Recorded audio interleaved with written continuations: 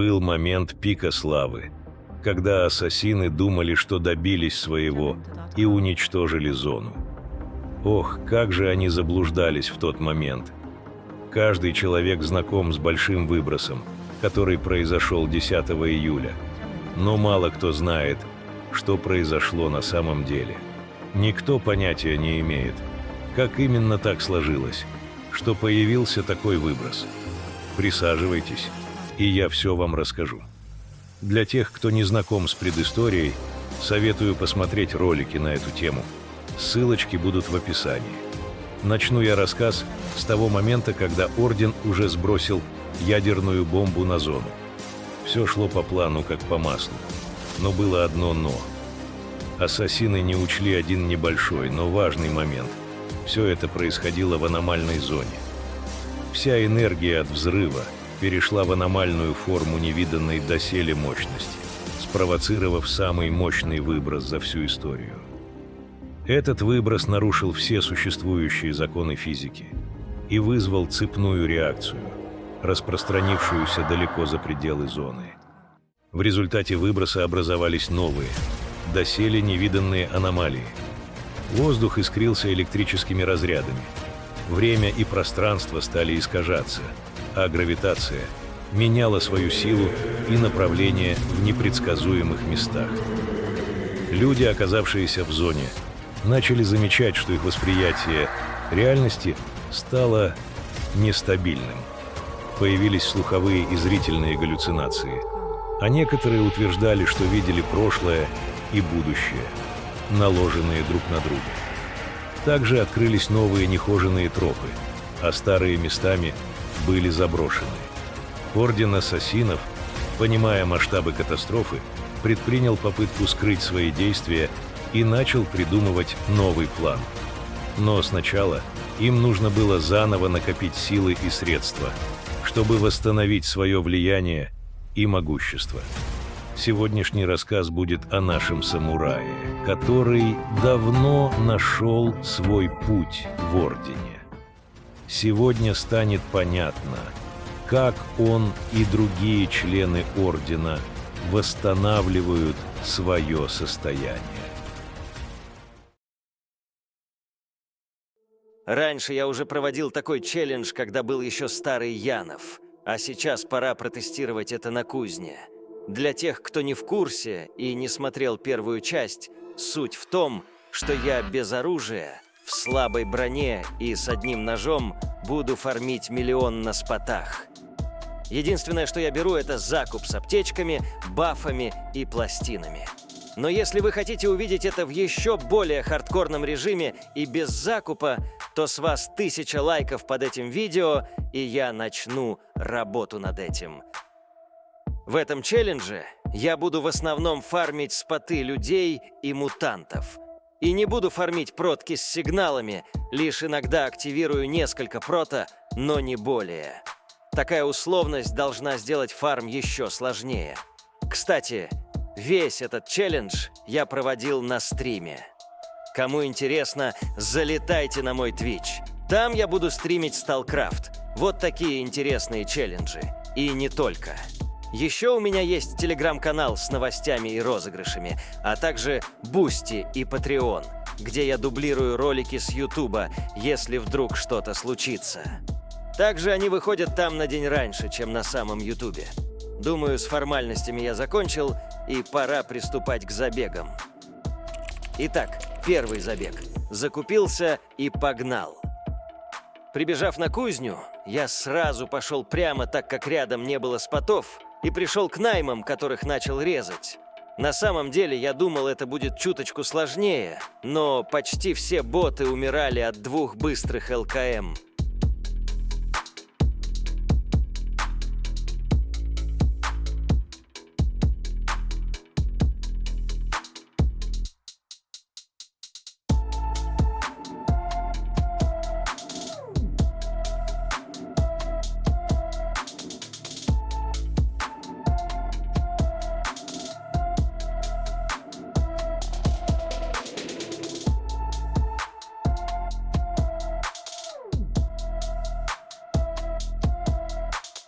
Это оказалось чуточку легче, чем я думал. Итак, первый спот был зачищен. Дальше пошел резать Сосычей.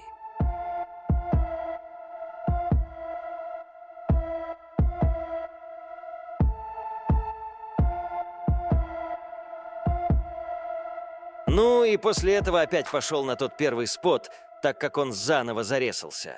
А потом, как думаете, куда я побежал? Можете нажать паузу и написать в комментариях. А побежал я, конечно же, на Сосычей, которые зарезались там же. И вот так я бегал, и бегал туда-сюда, туда-сюда. Добегался до того, что пора было выносить. Ну и, собственно, вынес. Первый вынос принес мне 100 тысяч. Ну а я закупился по стандарту и побежал дальше. Первая попытка была неудачной. И вот почему. Бегу я на свое кормленое место, и тут слышу, как кто-то чистит спот наймов. Я-то думал, здесь союзник, но увидел вражину и зарезал его.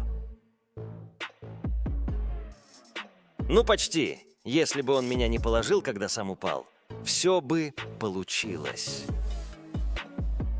Ну, почти. Но что поделать, я никак не могу драться в ПВП, разве что кого-то скрысить. В любом случае, на этом я не остановился и побежал дальше. На второй попытке меня уже ждали зевкасовцы вместо наймов. По ощущениям, урон у них слабее, но вроде как больше ХП. Не знаю, так ли это на самом деле, но ощущается именно так. Я также на этом месте бегал на них и на Сосычей, что ресаются рядом. Но когда Сосычи перестали ресаться, а ждать зевкасовцев мне не хотелось, я пошел осваивать новые территории. Двигался вниз в сторону Завета, зачистил по дороге парочку спотов и решил забрать заставу. Конечно, потом я перестал их брать, так как они душные для вырезания их с ножа, и это занимает много времени. Поэтому больше я старался их не лутать.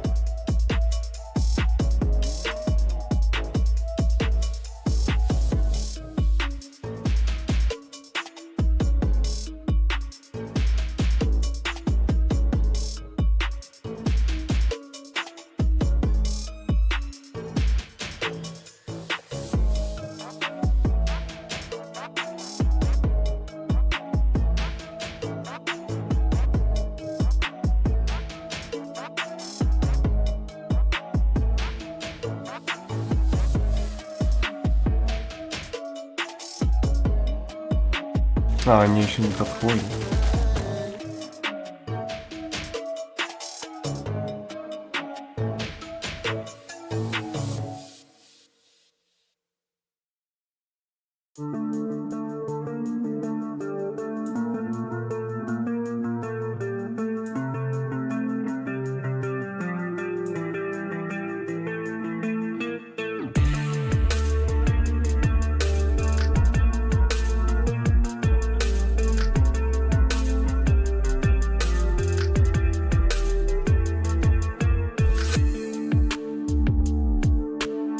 После этого я опять пошел на свое уже любимое, можно так сказать, место.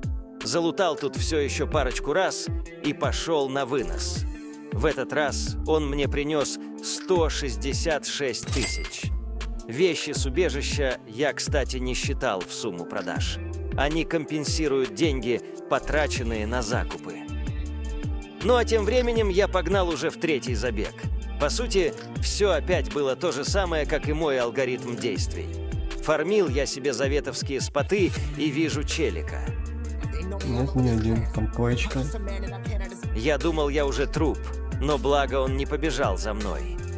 Второй раз решил зачистить заставу.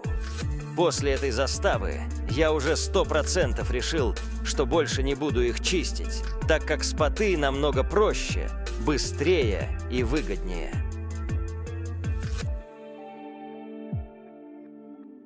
На такой вот ноте и закончился третий забег, который принес мне еще 100 тысяч.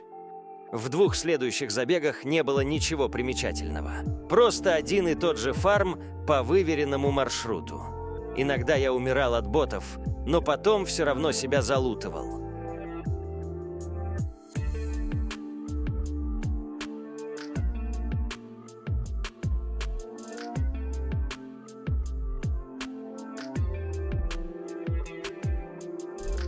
Бывало так, что я иногда подфармливал протку чисто на выносе. В любом случае, 4-й забег принес мне еще 100 тысяч.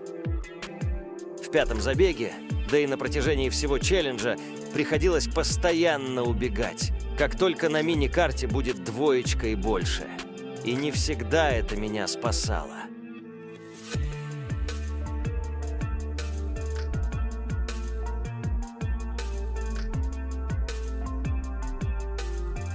Не вовремя начался выброс, я думал, подлутаю арты. Но я же не брал с собой даже детектора. Так что только нож, только хардкор.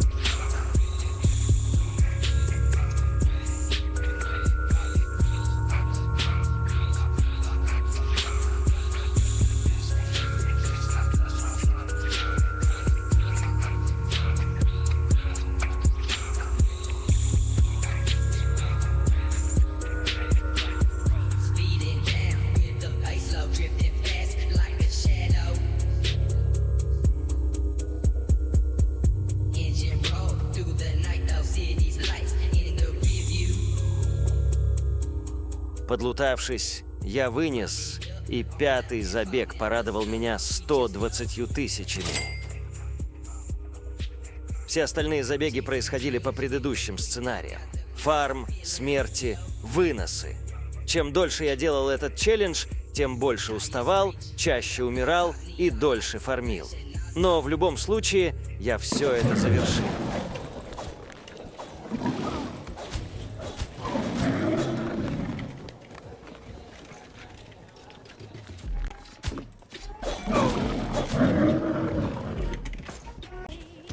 Если косой, то ФН-ка.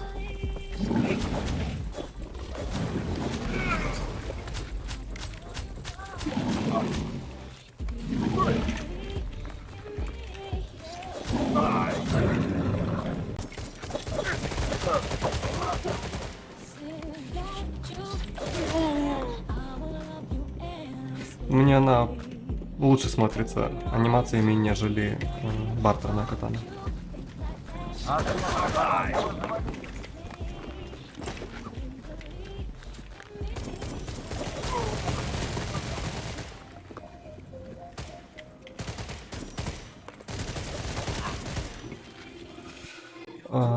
Я хотел на нее облик выбить с кейсов марафона, но не выбил.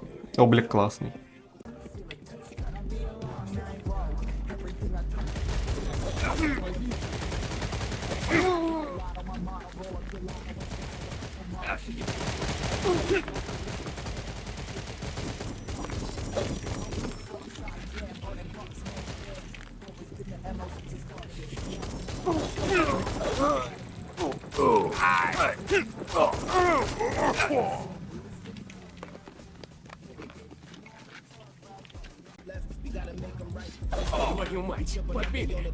Так, где здесь двоечка? А, чуть прошлый.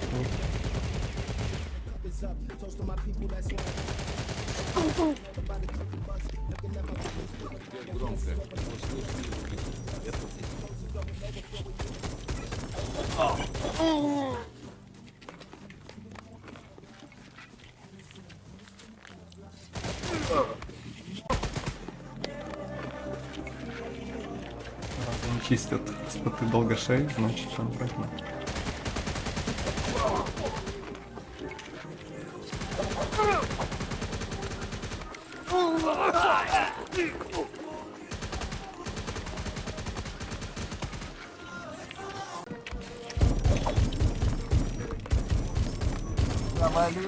Да нет, опять.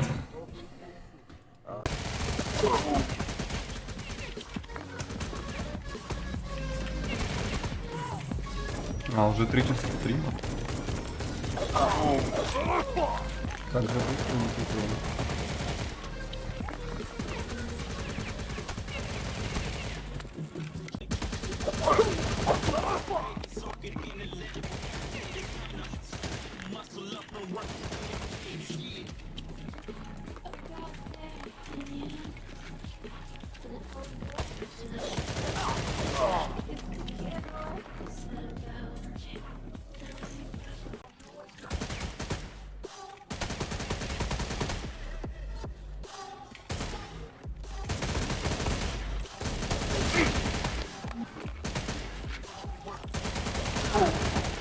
А, их там 2. Я не заметил.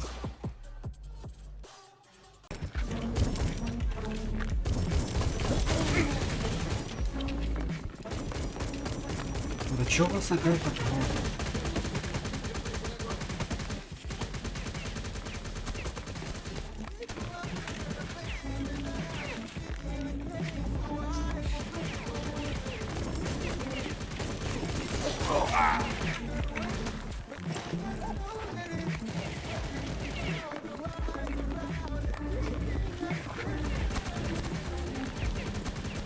Почему не добавить быструю самоубийство?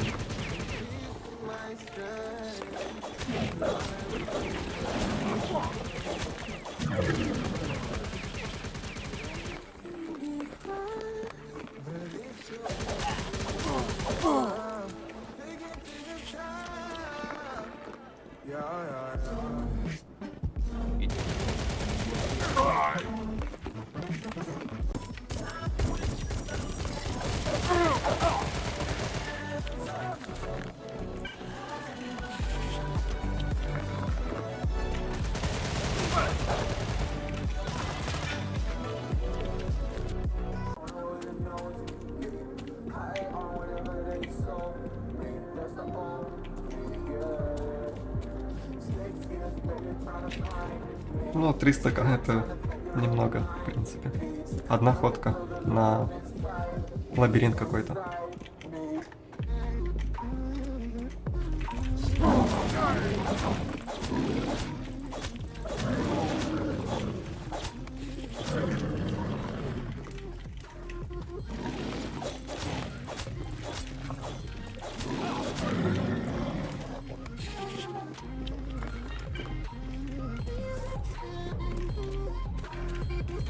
Идет и двоечка. А, это враг.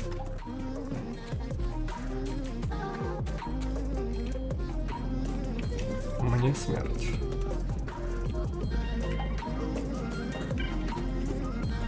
Уже троечка.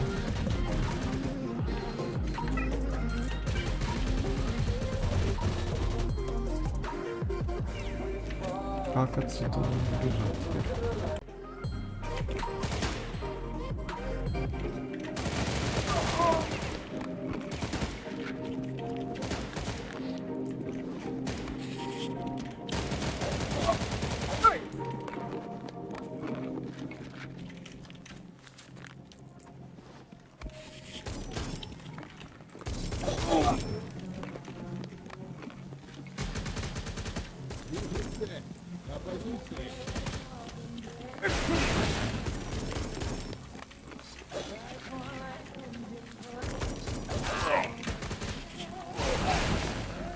Ну, вот ты уже аномалия.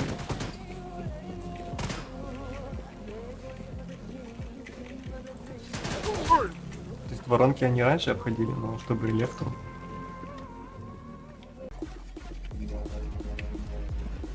Я даже не знаю, куда идти фармить, спотов нет.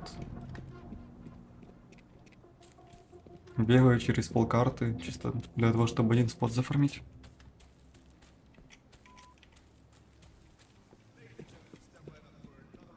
Даже зевкасовцев тут нет, которые обычно всегда резаются.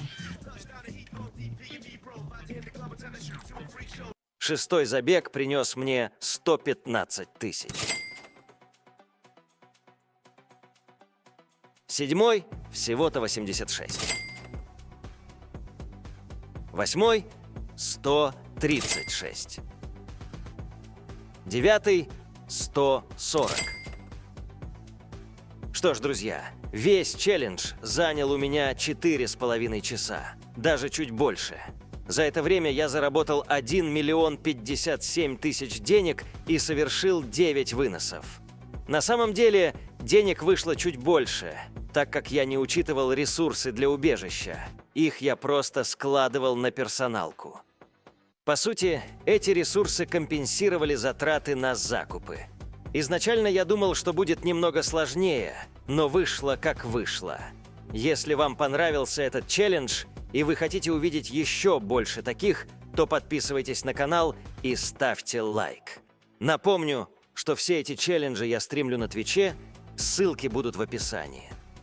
За все время челленджа я умер около 15 раз. Из них 6 раз от людей, а остальные от НПС.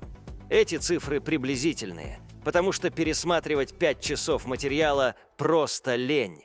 На этой ноте я заканчиваю и передаю микрофон закадровому голосу. Как можно заметить, ассасины по-прежнему не отказались от своих планов по уничтожению главного источника зла – зоны. Сейчас они лишь накапливают свое могущество. А что произойдет дальше, известно лишь некоторым приближенным к лидеру Ордена. Какая будет их следующая попытка уничтожить зону и когда, остается лишь гадать и ждать.